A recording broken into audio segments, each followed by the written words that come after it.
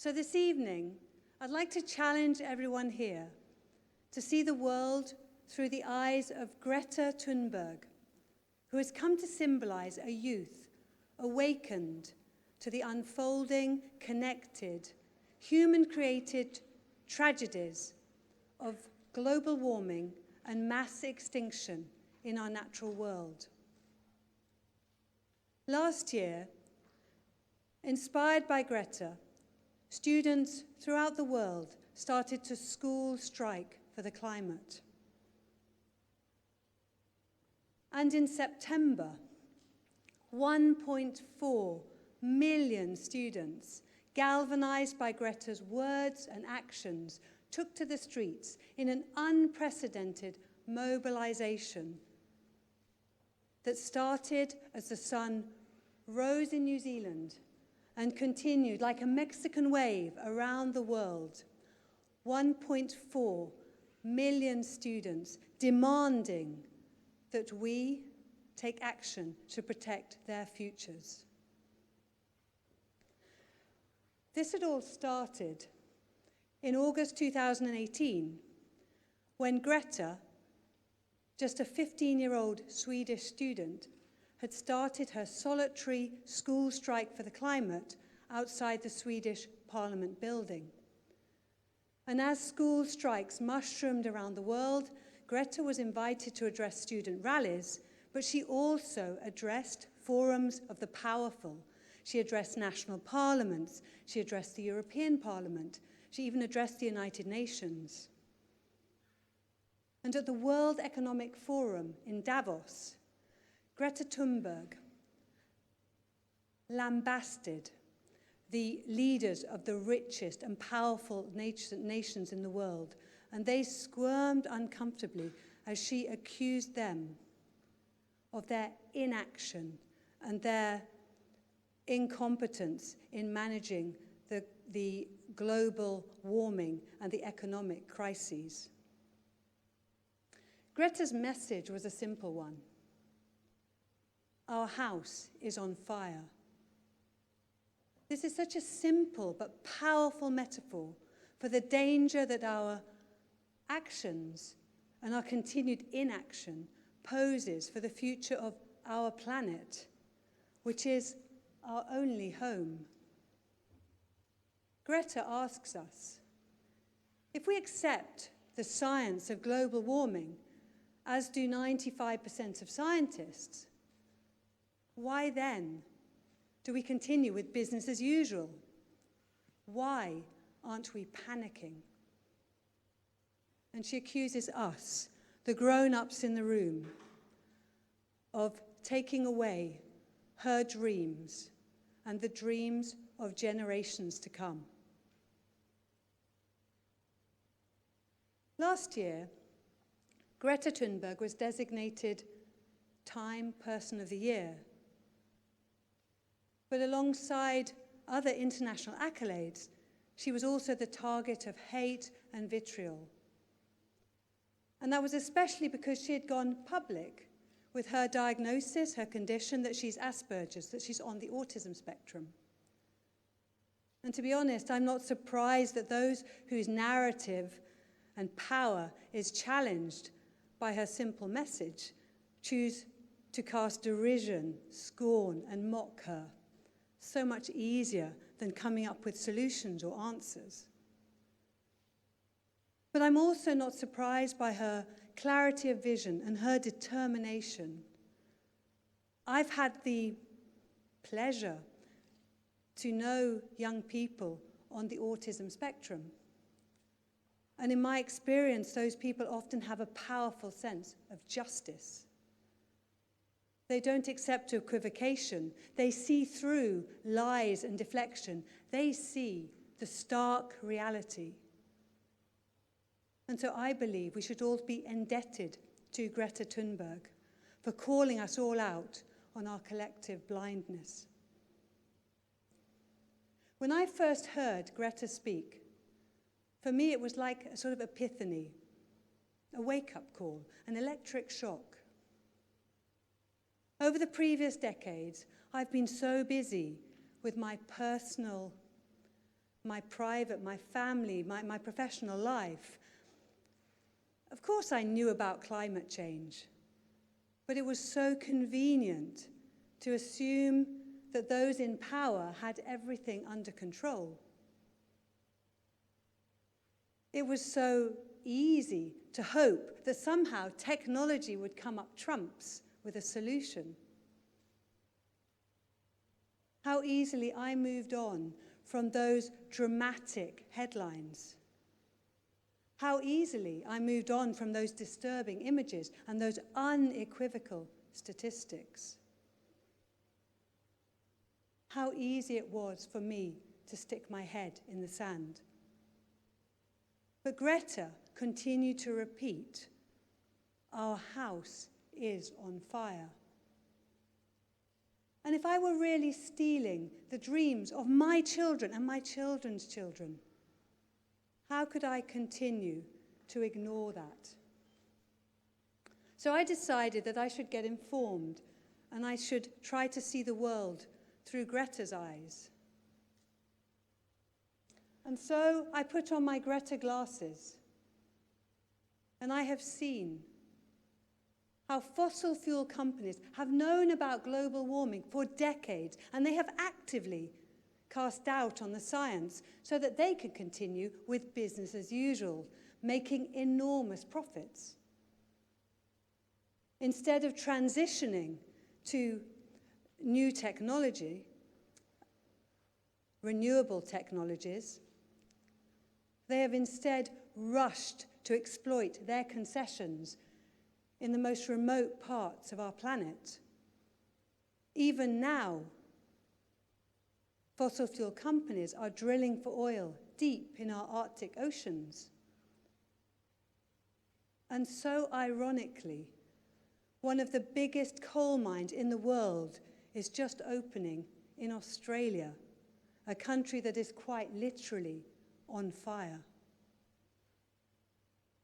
And through Greta's art glasses, I've also learned that food production is a major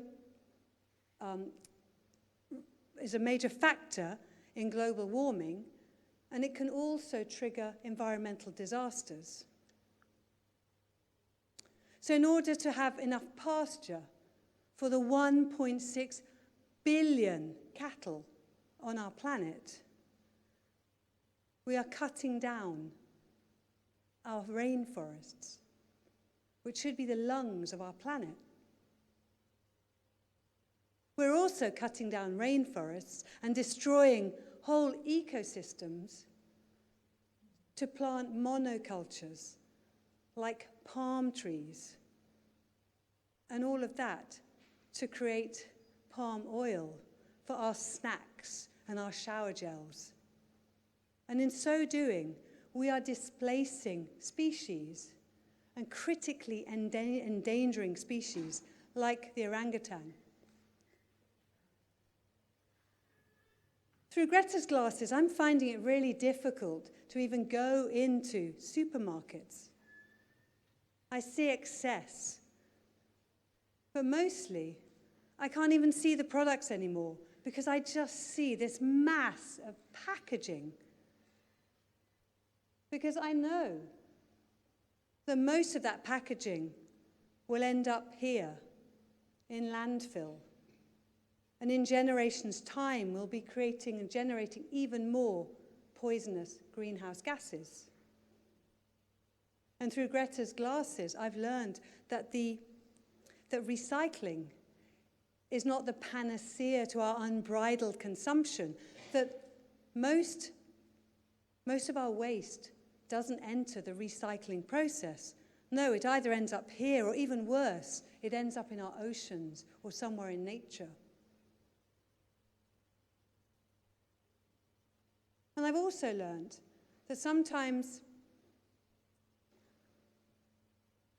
when we are so desperate to have cheap products, that obviously has an impact on the carbon footprint of those products because we transport them around the world.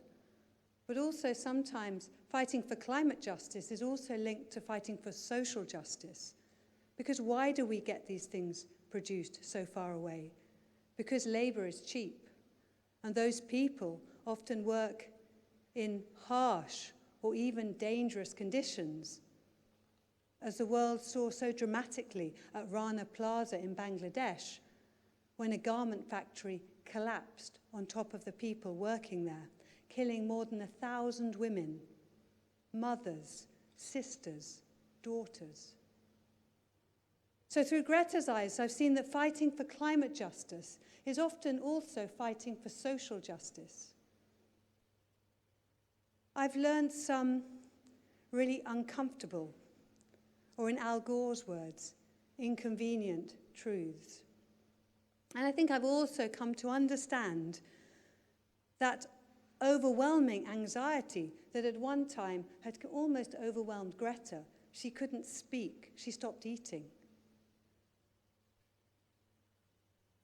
But then I was inspired by her call to action. It's no longer an option to stick my head in the sand. But what can I do? How can I change those habits of a lifetime that are so destructive for our planet?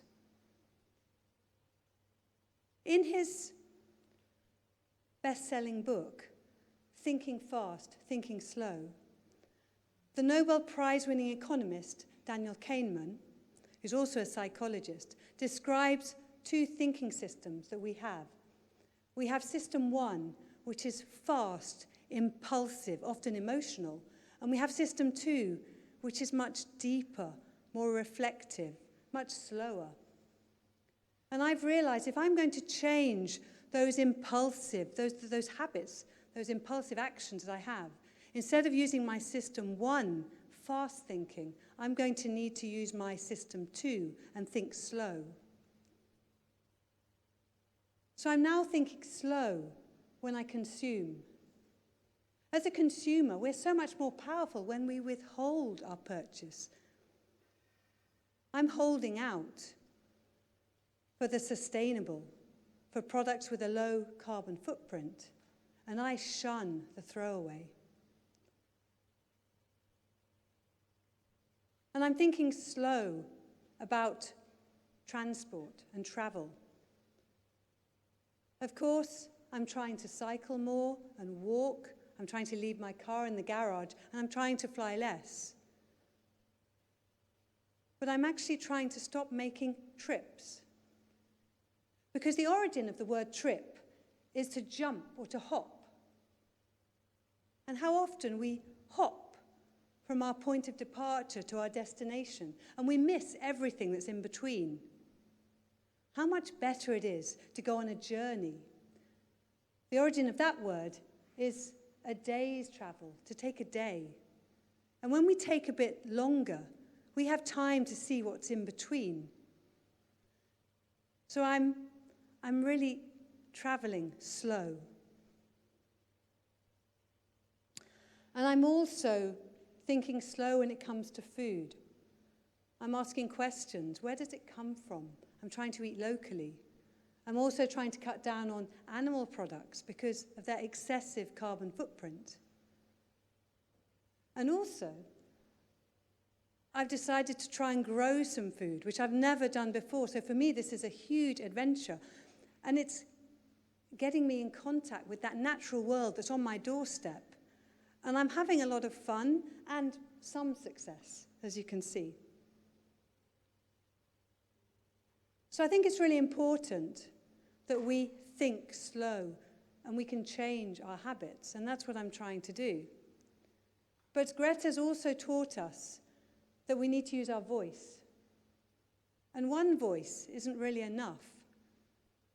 But when we join our voice with tens, with hundreds, with thousands of other voices, we become powerful. We are listened to. So I'm joining my voice with others in demonstrations. I'm taking part in environmental movements.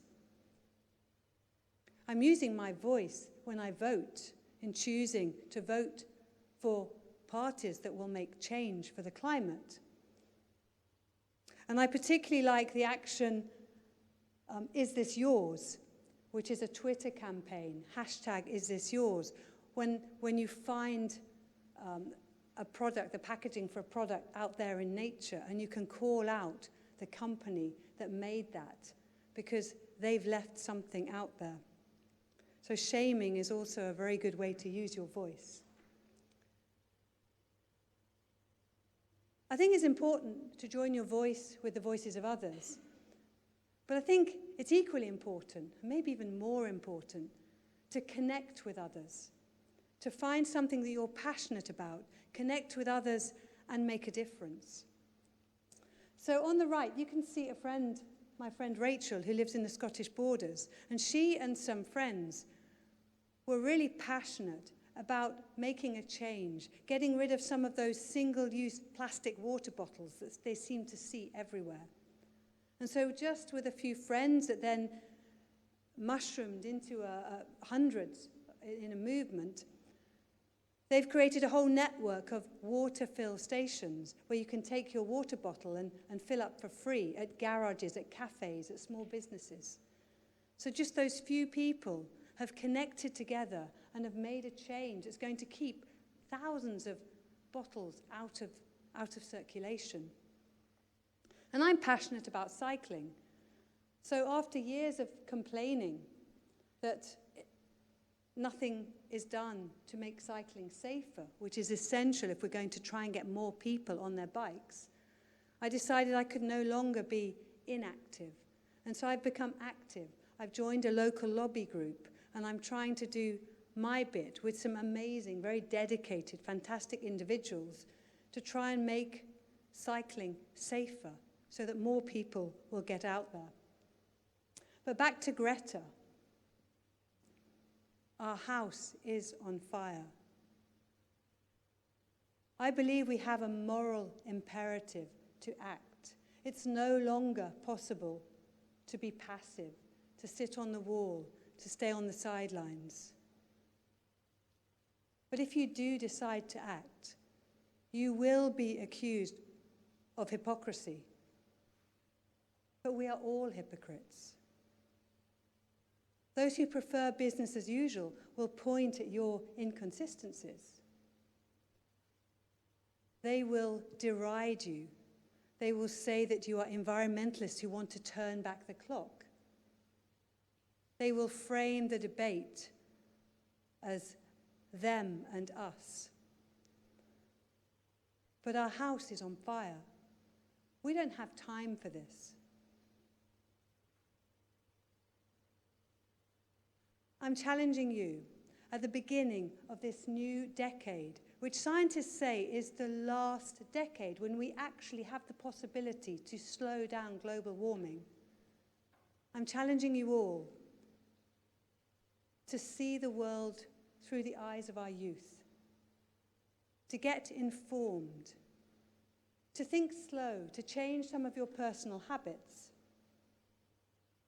to join your voice with the voices of others, to connect with others, to share your passion, to be creative, to take action, to do all that you can so that our young people can dream again. Thank you.